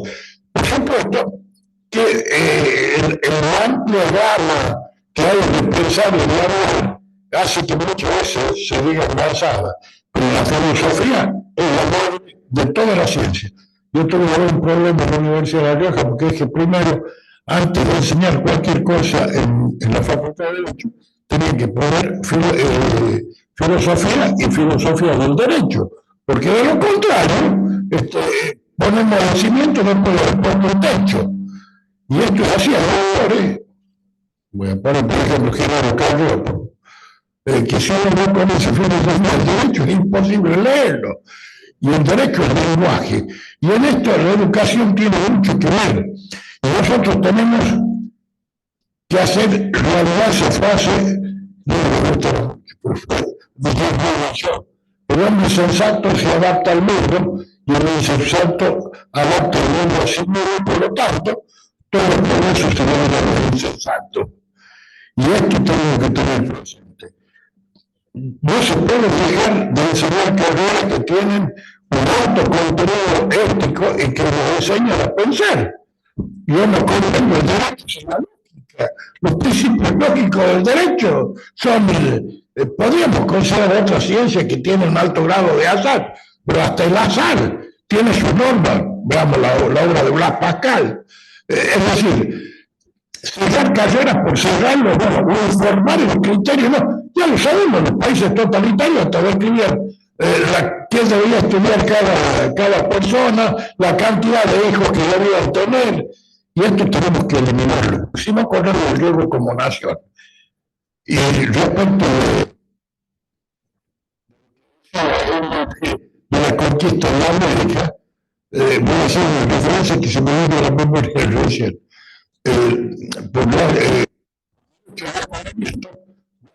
Pertenece a la colonia, porque baja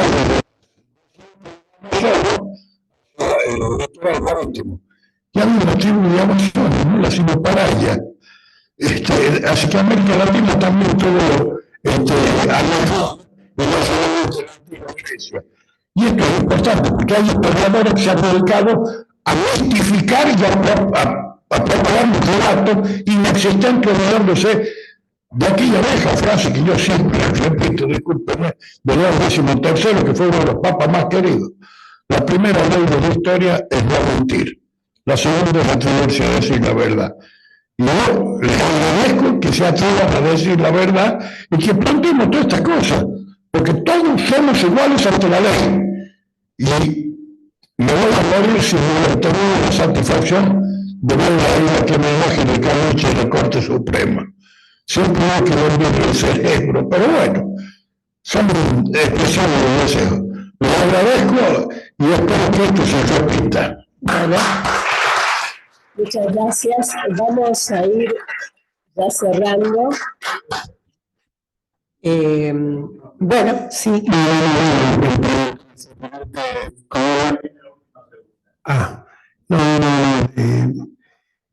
Quería saber simplemente que cuando Juan Carlos me comunicó este día y sugirió que fue en este caso María Castiglione, y voy a decir el motivo. Me pareció excelente este tema.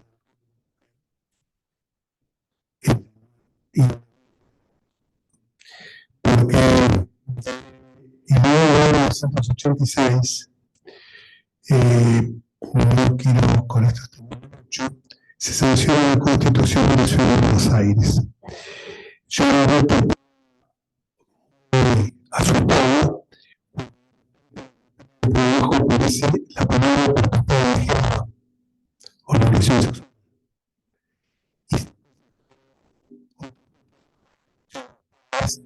De elegir la educación de sus hijos de acuerdo a sus preferencias y convicciones. A la hora de si personas se deben ser que no te preocupes, esto va a la convención de la celebro que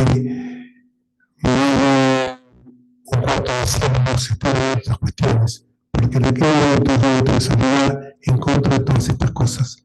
Y no es por un pensamiento ultramontano simbólico.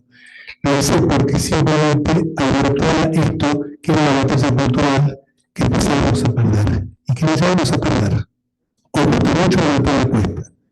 Yo los invito a que todos reflexionemos y pensemos que según nuestras características, cuando me dijo, esto es por llamarlo así, mucho universo. Pero también sé que cuando tú hagas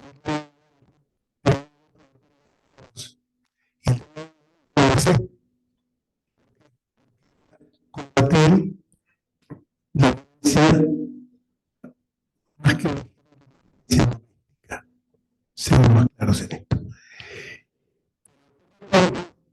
Se aprobó y apareció el tema del aborto. Y una vez que empieza el obstáculo, que después recuerdo que esa mujer que estaba en marcha escolar permanentemente, cuando era un poquito, por cierto, defendiendo la educación, defendiendo el tema de la vida, la concepción enseñatoria y hasta su fe natural, siempre decía que era a nueva religión, puede ser católico, ateo, musulmán, judío, agnóstico, como fuera, la vida es una sola, desde la concepción del ser eterno hasta el fin natural, y no ese nueva religión, hace falta generarse por su nueva religión, porque establece la ciencia y le dice el derecho. Pero yo creo que hay mucha gente con una frase maldita que se acudó y que retorna la forma el tema políticamente incorrecto. La primera vez que hablé con la Asociación de Mujeres se habló por ese momento secretario de la Ciudad de Buenos Aires, Asociación de Mujeres Judiciales, me invitan a hablar del tema de en un seminario sobre el rol de la mujer. En los años en que estaba todo, digamos que yo si me ponía al cupo, ya no la ponía al cupo, era directamente un facho. Y entonces otra vez me acuerdo, esto no del cupo. La sorpresa fueron las dos personas que me habían invitado a hablar, a hablar yo, porque a mí la chico me enseñaron que una mujer no es una relación de tolerancia, es una relación de respeto recíproco. Y me enseñaron que yo no tendría la diferencia que puede suscitarse entre una mujer, porque exactamente iguales. Y me decía, me dice la oportunidad con esa mujer, pero por suerte me dijo hace unos pocos días, creo que a raíz del tema judicial, le dijo Mauricio Macri, diciendo que la mujer es mucho más honesta que el hombre. Pero Carmen era y me da porque muchas veces no se me olvida, porque es así. Yo la veo de la política y los conecto, mucho más sinceridad, mucho más autenticidad y mucha más decencia en las mujeres que en los hombres. puedo creer lo que estoy diciendo. Según realidad, la mujer no es concreta. Yo comparto, y hace años, estoy casado hace 50 casi, con una mujer, ella es escribana y abogado. Cada vez que yo dejaba un cargo público o hablaba intensamente a la profesión, me temblaba, porque me decía, vos llegas a la oficina y todo se puede hablar de forma de política, y yo soy concreta. Y esto me da desarrollo con 4 hijos, y todos ustedes, es que la mujer sabía que de tarde a la palabra tenía que hacer todo esto, que después había que ir a ver, había que ir al otro, y hacer actividades que yo, sinceramente, cuando no me cuentan, mi mujer no me hizo nada todo el día, que yo soy hiperactivo, me quedo, te juro que me siento que soy al lado de agua totalmente insignificante. Y también te pido algo que no te ocurra. Con este tema del feminismo, me ha pasado con el diputado de la izquierda, siempre me ha pasado con el diputado nacional, que cuando que estaba pasando en el ascensor, me decían, no, de alguna manera. Como si fuera una... Y no me dice la velocidad. Y ahora toda la legislatura porteña, el Día de la Mujer, a cada mujer le regaló una flor. ¿Por qué dije hacerlo? Porque se sentían como una cápita de minuto lo que le estaba haciendo para ganar una flor. Llegamos a esta simplicidad. ¿Saben lo que pasa esto? Porque muchos en su momento se callaron por intereses o por necesidad. Y varios sufrieron consecuencias. Entonces, ahora en el caso de María, en algún momento también la segmentaron, no lo invité porque a lo mejor dice, no, es una gran economista, pero a lo mejor tiene ideas que pueden chocar con lo que es políticamente correcto, esa frase maldita. Y cuando no te lo digo, no por ser abogado de ustedes, mucho menos porque mi madre ha sido docente, fallecida ya, voy a defender todas las mujeres de toda la vida, que son, empezaron por la mujer, pero son hermanas,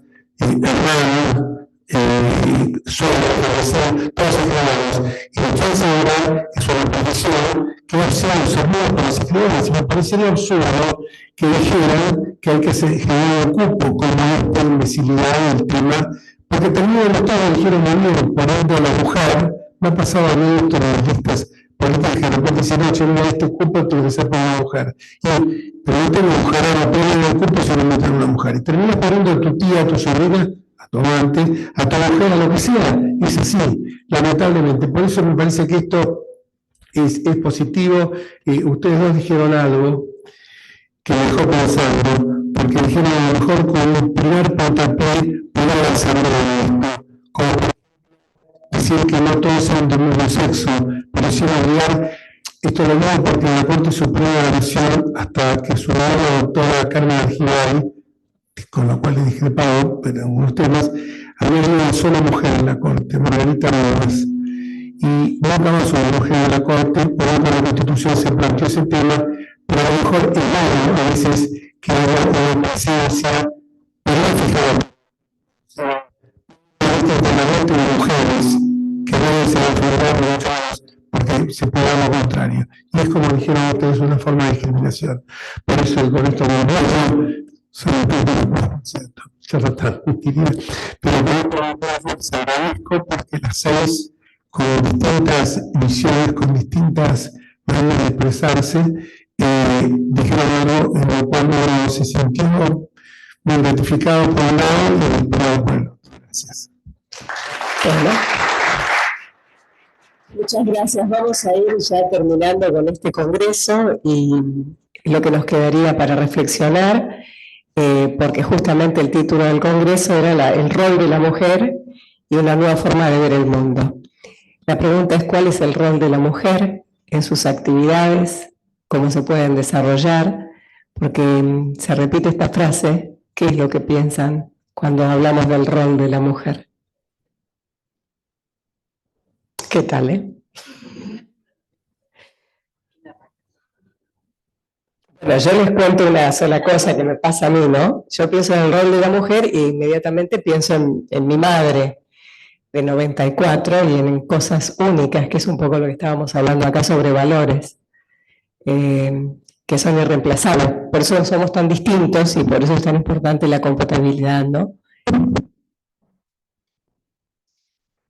Arranco si quieren, chicas. Yo me voy a ir, pero me voy a ir para el futuro.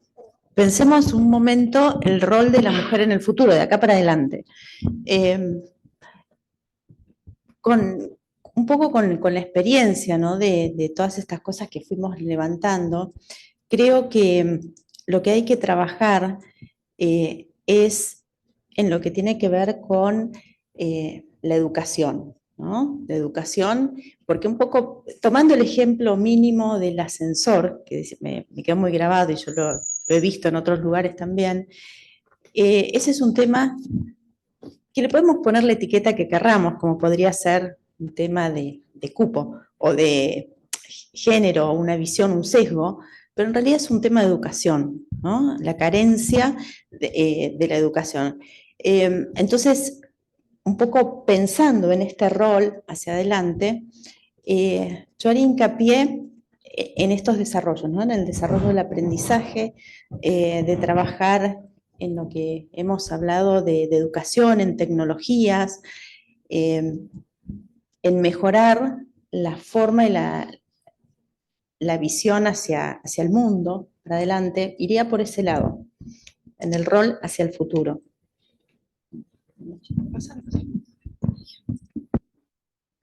Y bueno, y ya que se dirigió a mí en la pregunta que quedó medio en polémica, perdón, tomo un par de segundos, que habló sobre su hija matemática, conectando con la respuesta de la educadora, yo creo que debe ser más eficiente, sobre todo en tiempo, cuánto se demora en las carreras.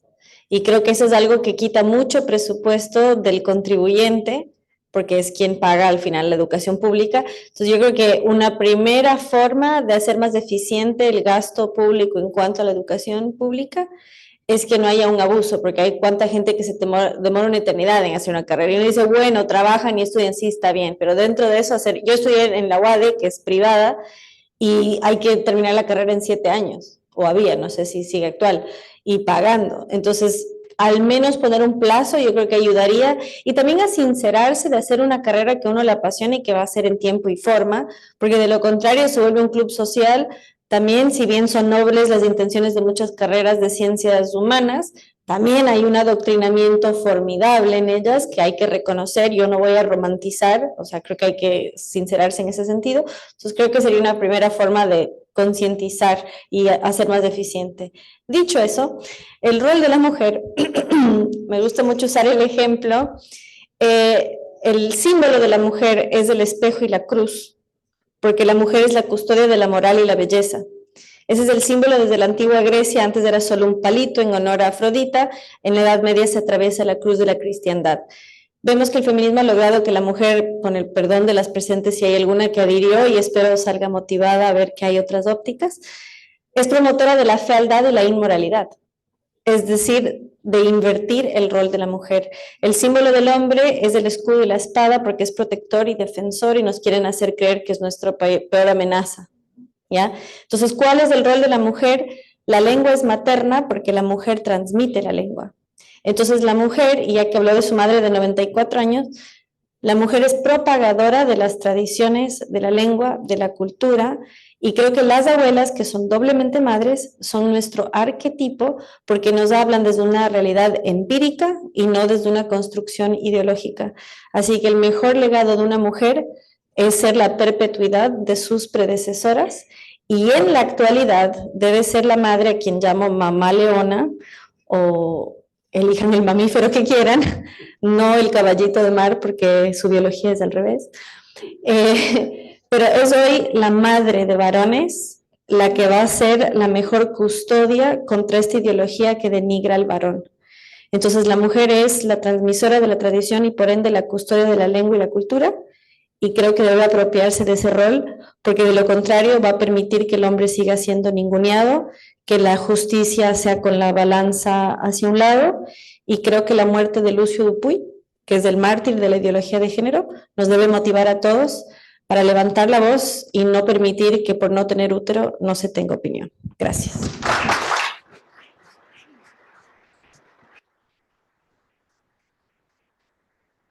Y hay que decir amén y irse. Después de esto ya estamos. Yo estaba pensando, porque ya le venía contando a mi hija, le digo, me gusta esta analogía que tiene que ver con algunos hitos de la tecnología que podemos aprovechar, y con esto me parece que podría dar respuesta a tu pregunta. Algunos de los grandes descubrimientos e inventos lo que han permitido es ampliar el horizonte. Cuando se inventó el telescopio, nos permitió ver las estrellas y el universo, tomar conciencia del lugar que ocupamos en el espacio y en las creaciones, que uno puede asignársela al Big Bang o a Dios, como mi caso.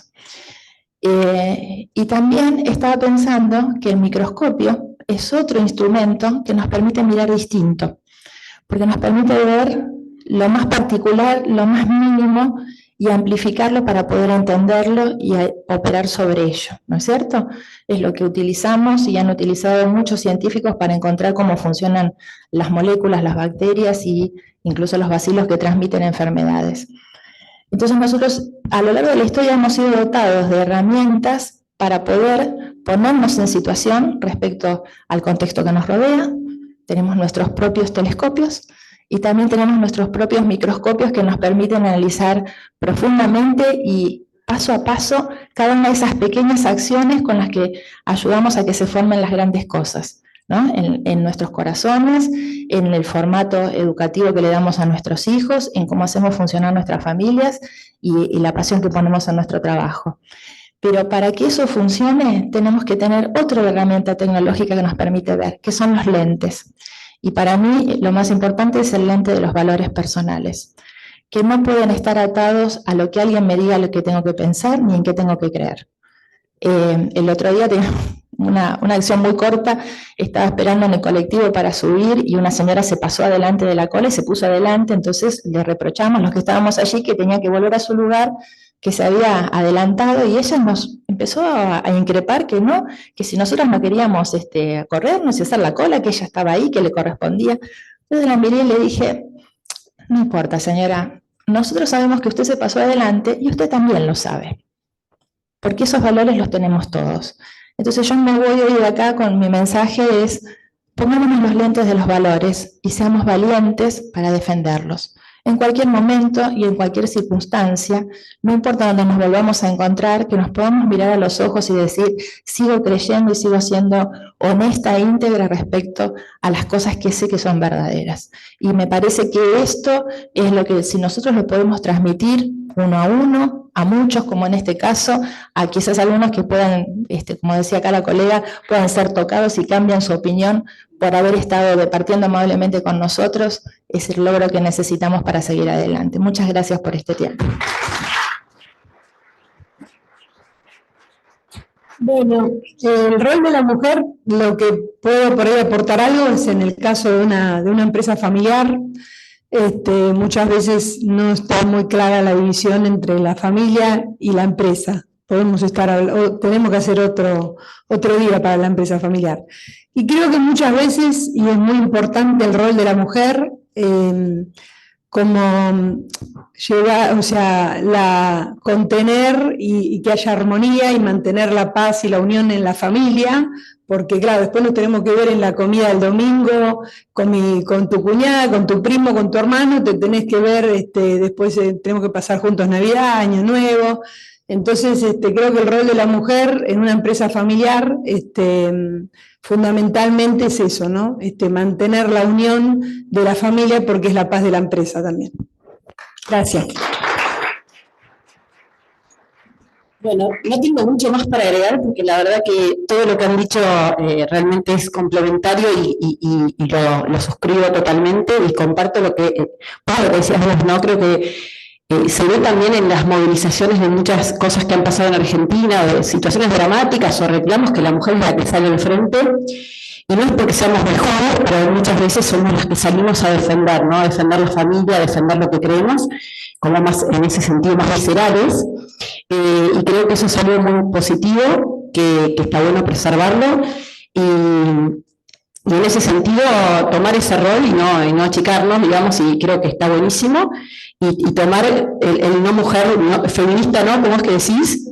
Feminina, sí, y creo que eso es lo lindo, ¿no? El complemento, Y creo que ese aporte muchas veces me ha pasado en el ámbito mío, donde la mayoría son varones, que la verdad que no me importa, no es que me preocupa que soy la única mujer, pero que siempre tenemos una mirada distinta que aporta, ¿no? A veces más humana, o nos animamos a preguntar cosas que por ahí en la estructura de los varones no cuesta. Bueno, entonces creo que es positivo y aprender a tomarlo a eso y aportar ese valor en la sociedad. Y sobre todo, como decían ellas, ¿no? Creo que el recuperar los valores, ¿no? Que a veces el adoctrinamiento constante también de las redes, no solo del colegio, de las redes, de los medios, marea, confunde. Entonces, como parar un poco la pelota y decir, paren, acá el rol en casa lo seguimos teniendo nosotros con nuestros hijos en los valores más importantes, enseñarles a pensar y distinguir, y ser consecuentes, ¿no? No solo en lo que pensamos, sino en lo que hacemos.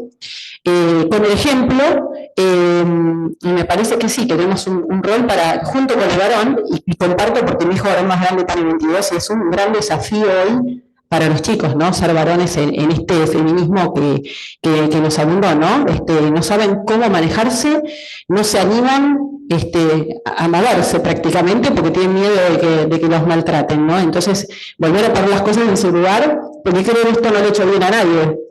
Mi hija de 18, la segunda también, es como que lo veo en las dos ópticas y ella misma reconoce, no está contenta con esa situación que viven o que se vive en general, ¿no? Más allá de que uno pueda estar en un ambiente donde es más atenuado, les impacta a todos. Entonces creo que no, en nuestras casas no callarnos y seguir defendiendo sus valores y defenderlos en el ámbito que uno está.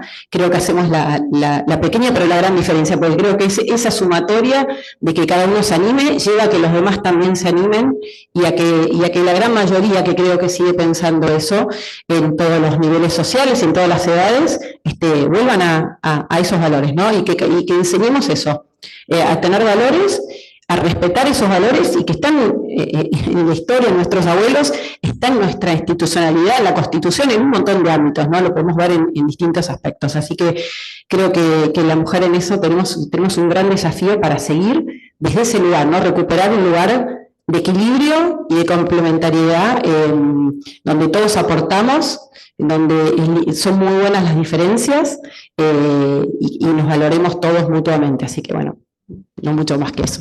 Bueno, muchas gracias. Queremos agradecerles por haber venido a cada uno de ustedes. Queremos dar nuestra solidaridad con Alejandra, esperando que puedan solucionar este bloqueo eterno.